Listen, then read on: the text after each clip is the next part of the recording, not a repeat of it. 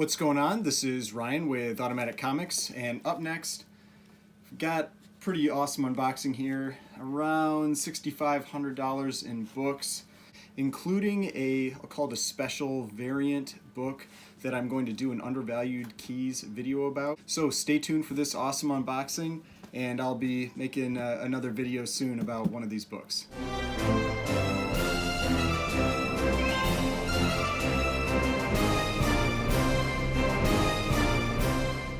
Alright, so before we get started, please remember to hit that like button and hit the subscribe button if you'd like to see more content like this. So first things first, I just want to comment that I do have a giveaway going on right now. It's part of my prior video that I did about the most expensive book I have ever purchased. So if you go check out that video, there's a giveaway in there. You've got to follow the instructions in that video. You'll have a chance to win that book. Now, the other thing I wanted to do is I wanted to right an injustice that I did in the last video where I was talking about other channels that I watch, and like I said, I was like, I'm sure I forgot one of my best buds out here, Aaron with AA Comics. He's making a push towards 1,000 subs, so make sure you go check out his channel. It's a great channel. I swear I don't go through one of his videos without laughing out loud at least one time. So go check out his video, subscribe to his channel, get him to that 1,000 subs. And also Journo's Comics and Pop Culture. It's actually on his channel recently, and it slipped my mind to say it in that video. So his channel as well. Just a couple other great channels that I forgot to mention. Now let's get into these boxes here. Now the first one, actually get into the one that I'm going to create a second video about, because I think I've found some interesting things with potentially some books like this. So I'll be dropping that video pretty soon after this, but that's assuming it's actually the book I think it is, but I'm pretty sure it is. Yep, yeah, it is. So this is a book I picked up from a seller that I've bought a number of books from. You've seen me open books from them before. This is, if you're not familiar with them, they're on Instagram. This is a seller that goes by Flip Mode Comics. They seem to find either a lot of collections, or they end up basically like selling collections for people, kind of like on consignment. So they've got some cool books there. Recommend going and checking them out. And this was one that they were selling for someone at a Comic-Con. They were just doing a live show during a Comic-Con, and they had this book, and I'd never had this one before. And it also is what made me think about making this other video. And this is a book that you've probably seen a number of times, Eternals #1, first appearance of the Eternals. But the important thing with this one is that this is the 30-cent price variant.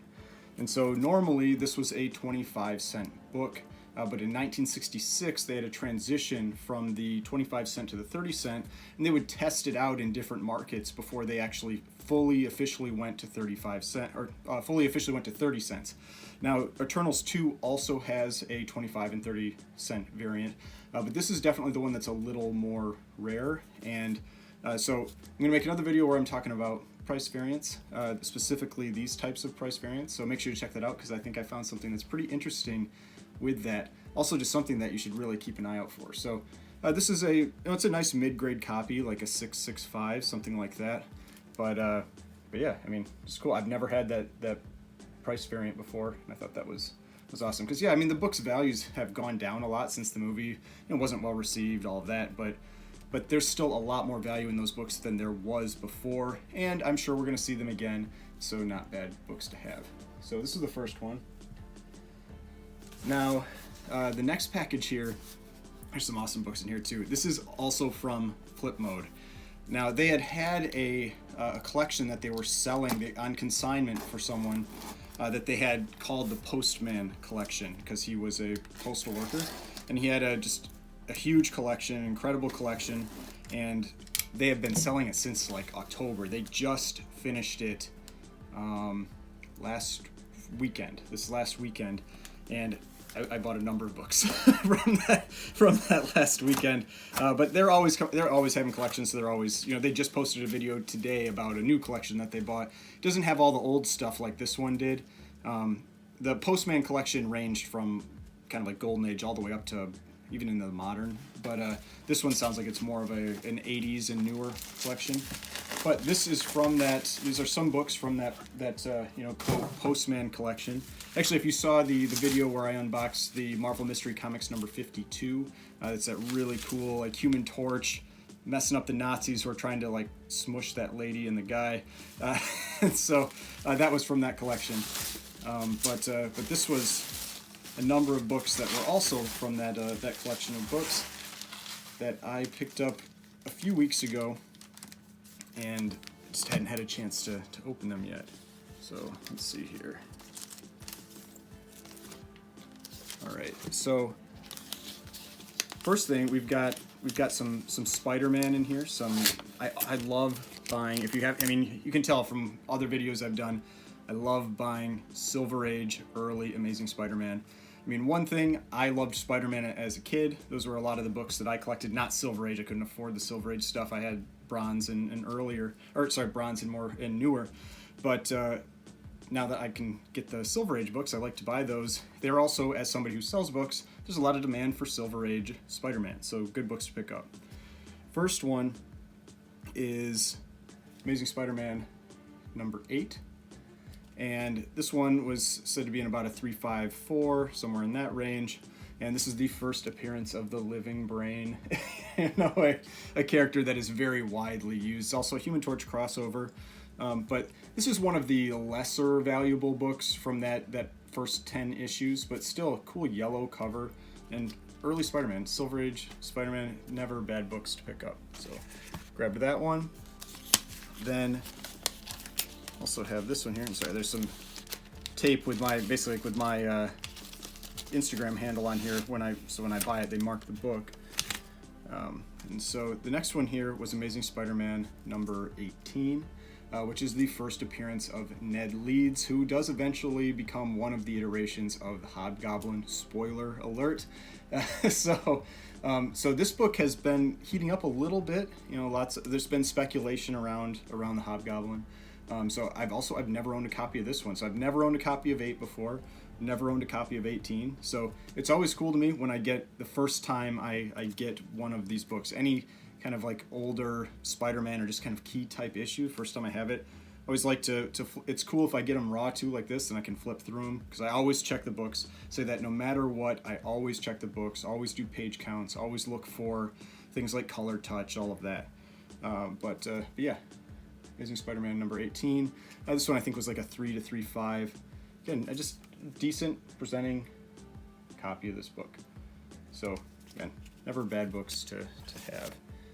Now the next one here, this is the biggest Spider-Man key that I picked up as part of this part of the sale that they did.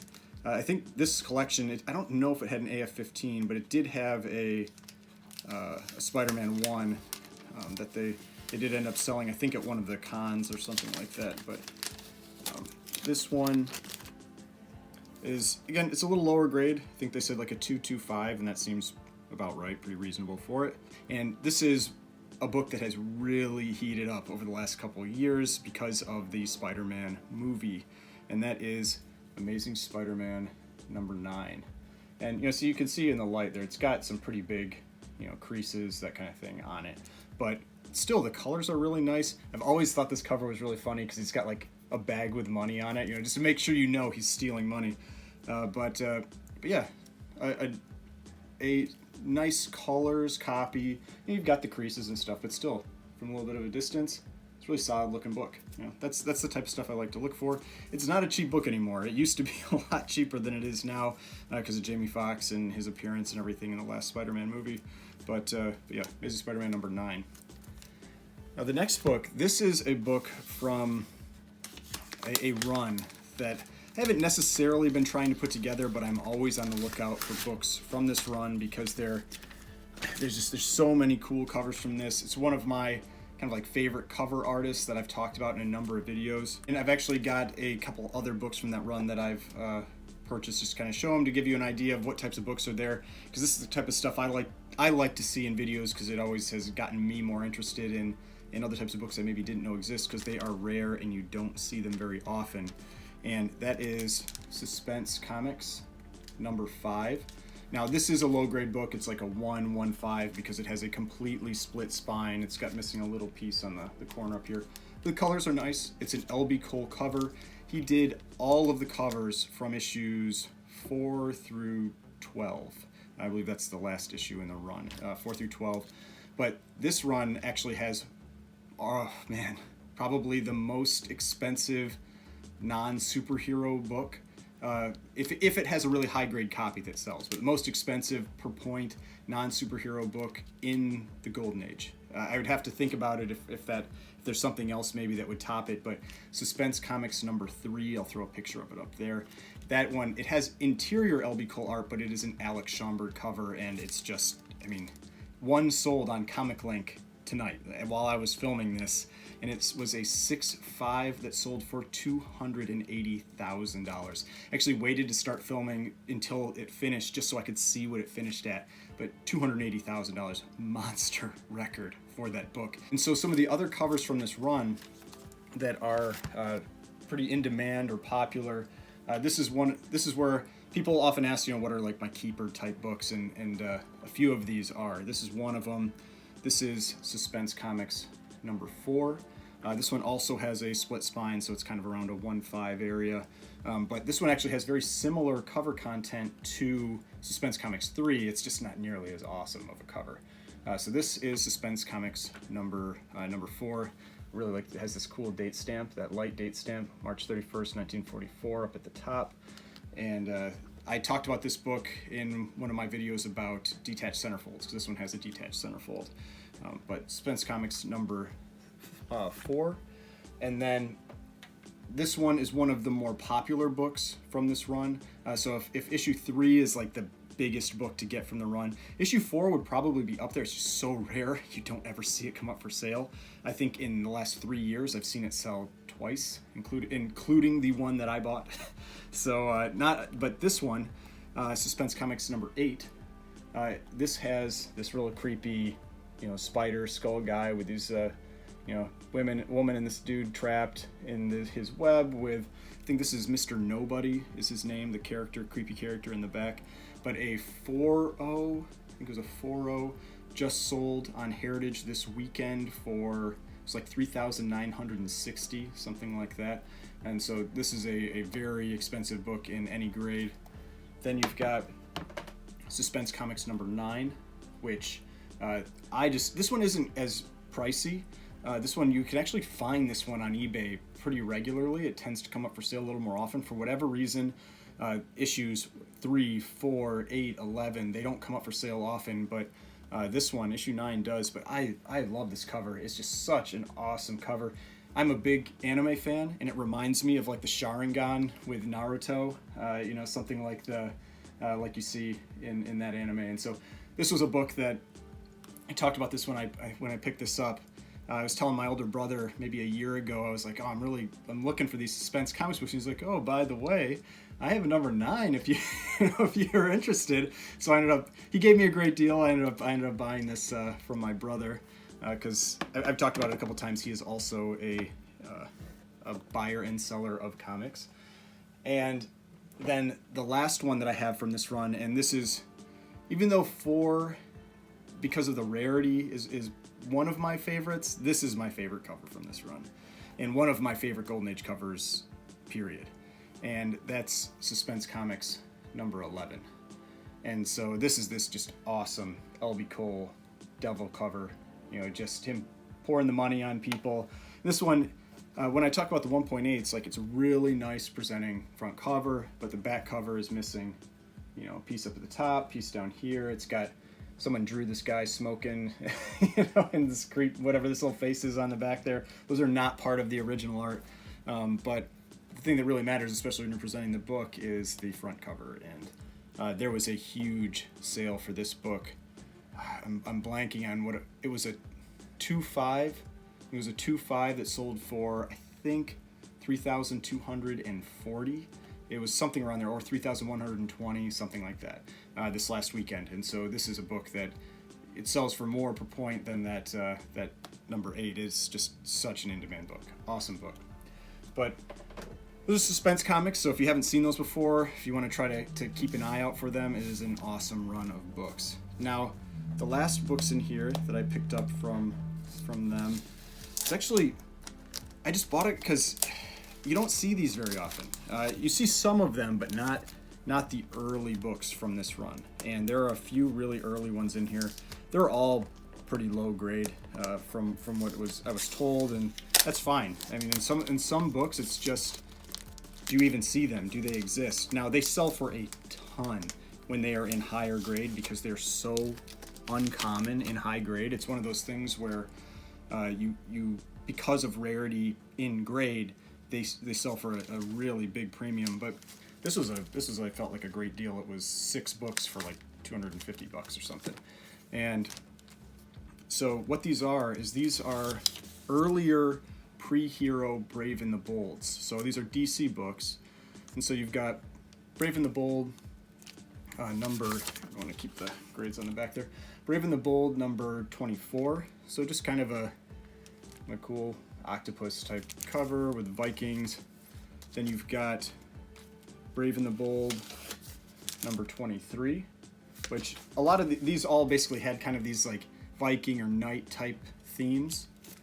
And then getting earlier, this one's a little bit nicer. This is a nice looking copy. Brave and the Bold number 18. You've got the knight, the silent knight and the Viking prince, down there. But this green looks awesome. That green looks really great, especially with no creases in it. It reminds me of is it Showcase 79, the cover with Dolphin on it. And that is a cool looking book, and that's a nice grade for it. It's like a 3.54. We're getting even earlier. Let's see, we've got, this is the next earliest one, and this is issue number 4. This one is really early book for Brave and the Bold, and it has that, you see that cool date stamp on there, December 3rd or December 13th. Again, this one's it's a low grade. It's like a 2.53, but just seeing them, you just don't see them come up for sale very often. And I missed this one. This is issue number 6. So again, these are just books.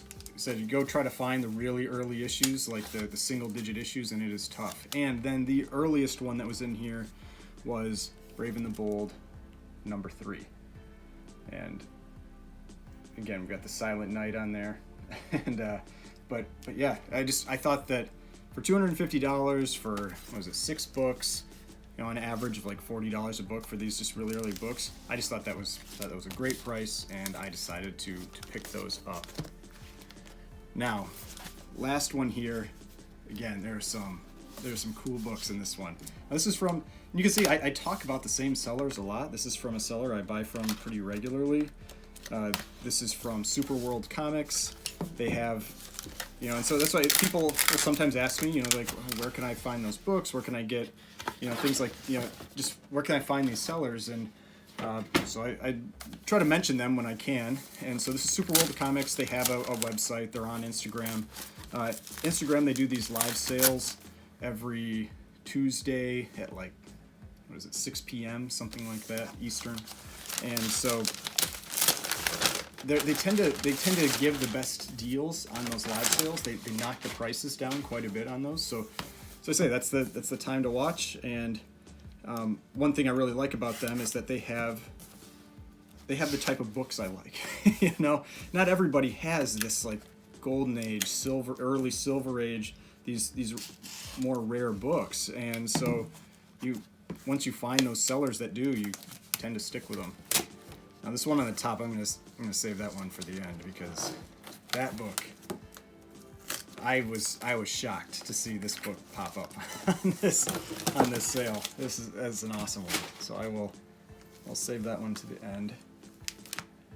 Now, let's see here. We'll start with this one because it's Batman week. We've got the Batman movie that just came out, and so in honor of that, one of the biggest books for that movie is Batman number 171. And this is actually a nice copy. I can't remember what he graded it at, 5 or something like that, 5.5. And this book is just, you can tell, like it is the the pink is really clean.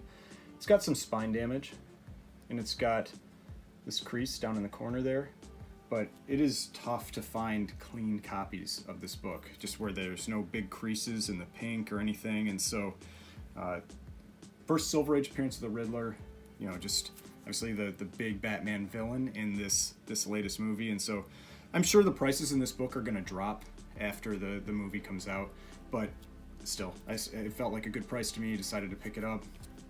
And that's one of the big questions with DC, is that with Marvel, at least, after you have that movie come out, the books always, whether it's a hero or a villain, they always drop. But with DC, because the books are all so depressed anyway, I just wonder if any type of positive news or just news about characters will drive the value regardless. And so I haven't really looked at the trends with DC versus Marvel, and so I wonder if there's maybe some different trends that we might see with those two. The other one, this is a book I've owned a few times. This is probably the nicest copy of it I've had. I'd say, actually, I'm certain this is the nicest copy of this I've had. And this is Flash number 139. And this is the first appearance of Professor Zoom, or the Reverse Flash. This guy in the yellow here got very popular from the what is it, WB or whatever it is series, the TV series. I watched the first couple seasons, and then Barry just kept doing stupid stuff, and it just annoyed me, so I stopped watching it. But Reverse Flash, I think, was one of the best characters on that show, if not the best character on that show, just from an acting perspective, and just I liked his motives and everything they were fun for the show. But this can be a tough book to find outside of like a 253. It's always really beat up, and this one you can tell is pretty clean. You know, it's got a little damage down in that corner. Again, a little spine wear, but in general, a really nice looking copy of this book. So a couple nice DC books. Next one here, I don't know if I've ever had any book. I've had maybe a couple books from this run. This is jumping back into the golden age. This is an Alex Schomburg cover, and this is Thrilling Comics number 61. And kind of this, good girl art type cover, Alex Schomburg airbrush cover. I've talked about other Alex Schomburg airbrush covers before. The most famous one being Startling Comics number 49, the Bender cover that looks like Bender from Futurama. That book is just through the roof now. I mean, you can't get that book for less than about $4,000 or $5,000 in garbage condition, just trash condition. So that one is very expensive now. But Alex Schomburg book looked like a pretty nice condition copy. I mean, you can see it's a pretty clean book. But Princess Pantha stabbing an alligator. This one doesn't have the Zella signature. You'll sometimes see that on the bottom of some of his books from this time period, where he spelled his name backwards. It was kind of how he signed the book. It was Xela, and this one doesn't have that, but just something you can look for in some of those. Now, the last book here, when he took this book out, I didn't even really care what the condition was. When I saw this book on screen, I was like, I'm buying that book. So I told myself if it was under $1,000, I was going to buy this book. And I think he priced it at $9.95. It was either $9.95 or $9.50. I think it was $9.95. And so I bid immediately, or I claimed it immediately. And this is Space Adventures number 12. Now, this is a very early Steve Ditko cover. It is one of the more famous, other than his superhero work, obviously, Steve Ditko covers. Probably his most famous sci-fi cover. And another one that is extremely famous from him from this run is issue number 10. It's like this murder robot cover. I'll throw a picture of that one up there. But this one, it's got this feel like a Wally Wood type cover, if you've seen those, where just the monster has that feel. You can tell who really influenced him in this. You've got that monster, and then you've got this actually kind of like a good girl art type cover, which I don't feel like you don't see from Ditko that often. And it's got this funny line on here: "Hello Earth, I've landed safely. No sign of life here." And one of the things people always point out is her space suit is not very useful, I guess, or designed well. She's got high heels, and then it's like this see-through silky type spacesuit and everything.